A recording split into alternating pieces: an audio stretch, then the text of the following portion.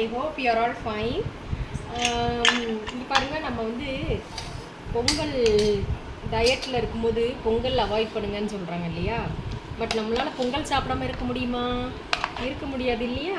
So இப்போ இது என்ன பொங்கல் அப்படின்னு சொல்லி பார்த்தீங்கன்னா, மில்லட், அதாவது குதிரைவாளியும் பாசிப்பருப்பும் போட்டு நம்ம பொங்கல் எப்படி செய்கிறோமோ அதே மெத்தட்லேயே செஞ்சுருக்கிறேன். ஸோ நம்ம பொங்கல் சாக்ரிஃபைஸ் பண்ணவே தேவையில்லை. அரிசிக்கு பதிலாக நம்ம குதிரைவாளி சப்ஸ்டியூட் பண்ணி இந்த மாதிரி செஞ்சோன்னா நல்லா சூப்பராக இருக்கும். ஸோ நம்ம வந்து டயட்டில் வந்து பொங்கலையும் சேர்த்துக்கலாம்.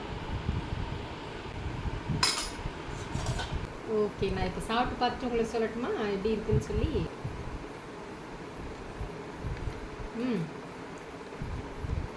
ரொம்ப நல்லாயிருக்கு.